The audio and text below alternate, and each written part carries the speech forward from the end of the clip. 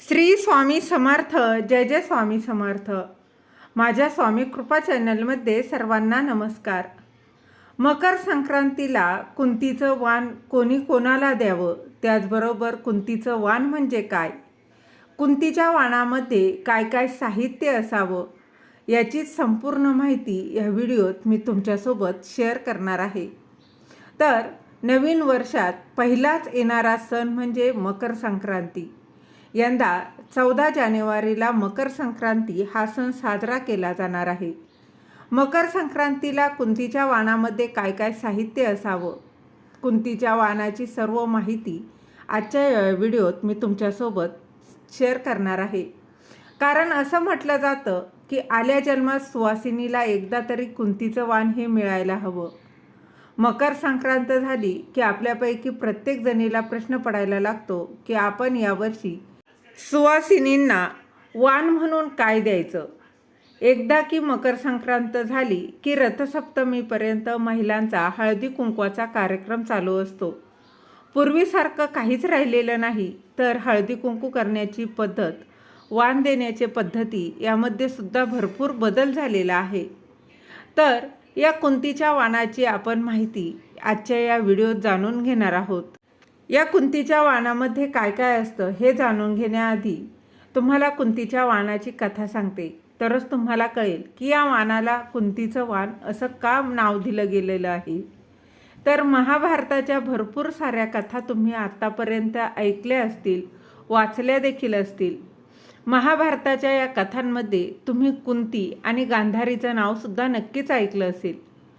कुंती आणि गांधारी या दोघी जावा होत्या. धृतराष्ट्राची पत्नी गांधारी आणि पंडू राजाची पत्नी कुंती. धृतराष्ट्र हे अंध होते, तर त्यांची पत्नी गांधारीसुद्धा आयुष्यभर डोळ्यांवर पट्टी बांधून जगली.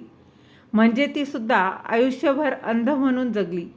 पण तिची परिस्थिती चांगली होती, ती महालात राहायची. आणि कुंतीची परिस्थिती ही गरिबीची होती, ती वनात राहायची.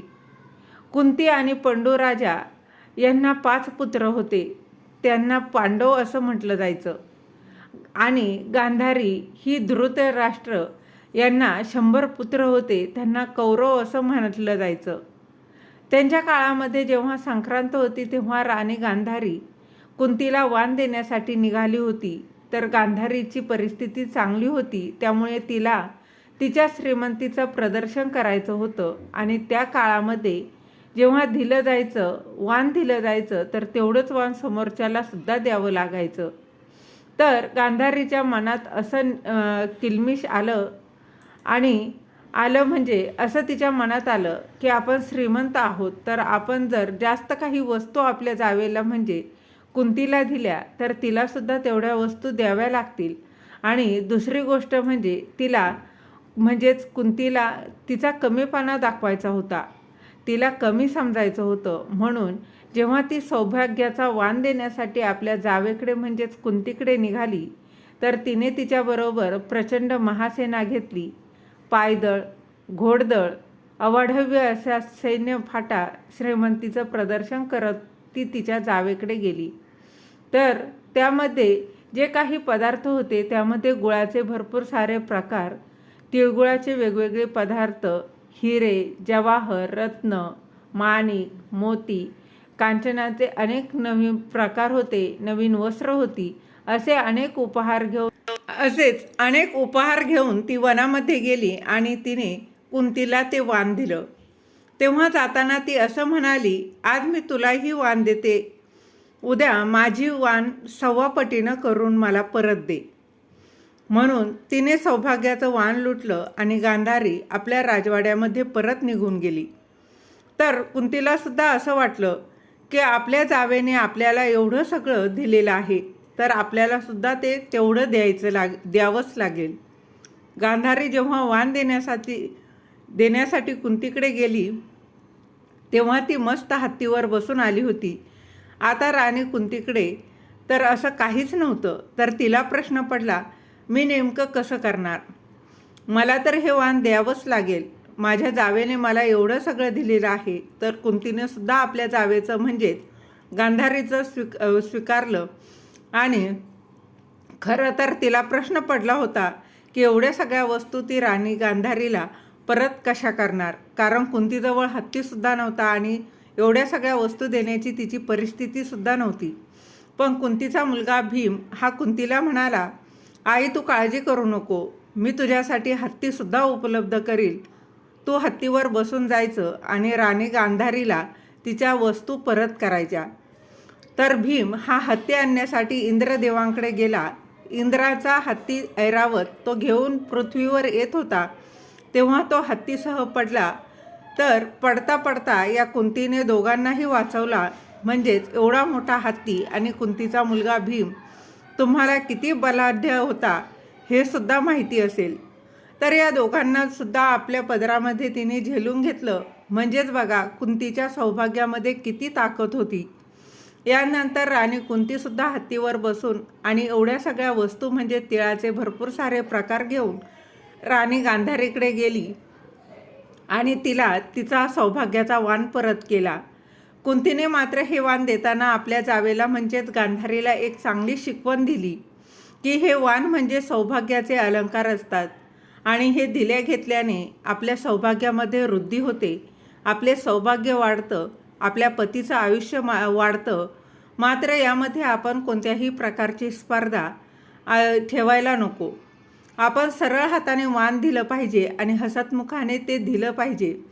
अंतःकरणातून आपण या गोष्टी केल्या पाहिजेत. थोडक्यात काय, जेव्हा आपल्याला कोणी सुवासिनी किंवा आपली मैत्रीण हळदी कुंकवाच्या कार्यक्रमामध्ये कुठलंही वाण देते तर तिने समजा आपल्याला एखादी महागडी वस्तू दिली असेल तर आपणही तिला तितकीच महागडी वस्तू दिली पाहिजे, किंवा आपण कोणाला महागडी वस्तू दिली तर समोरच्याने देखील आपल्याला तितकीच महागडी वस्तू दिली पाहिजे.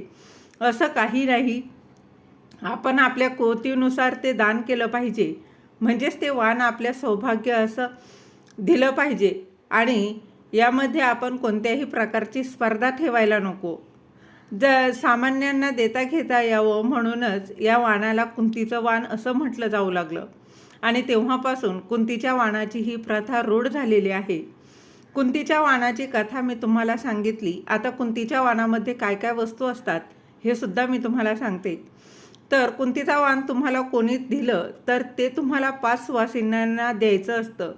3 वर्ष आपल्याला कुंतीच्या वाणाचं व्रत करायचं असतं. सगळ्यात अगोदर मी तुम्हाला वस्तू काय काय असतात ते सांगते आणि नंतर पुढची माहिती देते. तर कुंतीच्या वाणामध्ये 1.25 किलो हळद, 1.25 किलो कुंकू, 1.25 किलो तीळ, 1.25 किलो गूळ आणि सुपारी, खारीक, खोबरं, बदाम, नारळ, ओटीचं सामान म्हणजेच ब्लाऊज पीस, लाल रंगाची साडी, पितळेची निरंजन, फुलवात, हळदी कुंकवाचे करंडे, पायात घालण्यासाठी जोडवे, त्यानंतर काळ्या मण्यांची सर, काचेच्या हिरव्या बांगड्या म्हणजे जे सुवासिनीचं लेणं असतं, सौभाग्याचं लेणं थोडक्यात आपण ते देऊ शकतो आणि आपल्या कुवतीनुसार आपल्याला ते द्यायचं असतं. पण आहे बघा, जे मी तुम्हाला सांगितलं ते तुम्हाला सगळं 1.25 किलो आणायचं असतं आणि त्यामधून तुम्हाला पावशेर वेगवेगळे करून द्यायचे, त्याचे 5 भाग करायचे असतात.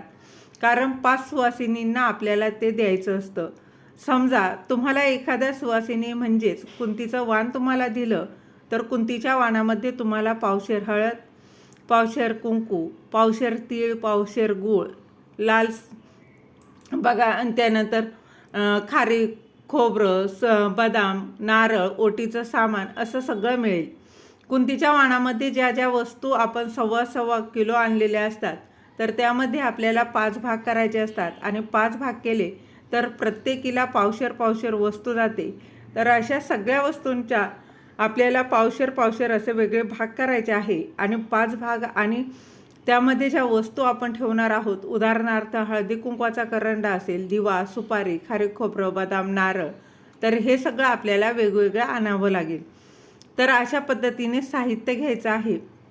म्हणजेच 5 नारळ तुम्हाला आणावे लागतील, 5 कुंकवाचे करंडे लागतील.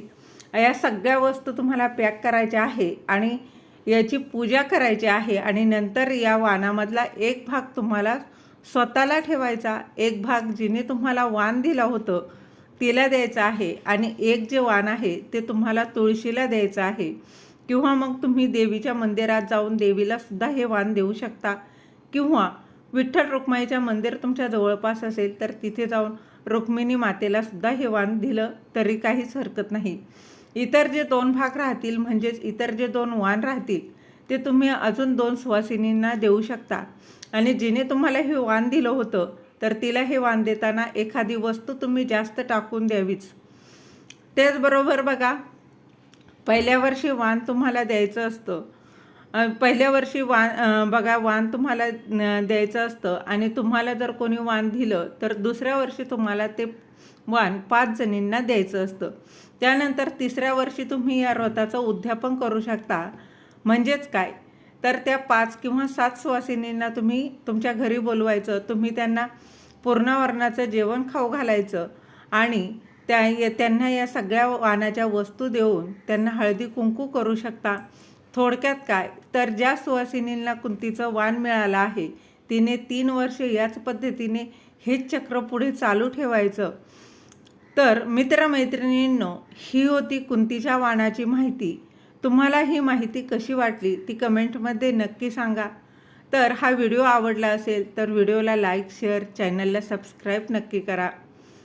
झालेली सेवा महाराजांच्या चरणी रुजू करते. श्री स्वामी समर्थ. धन्यवाद.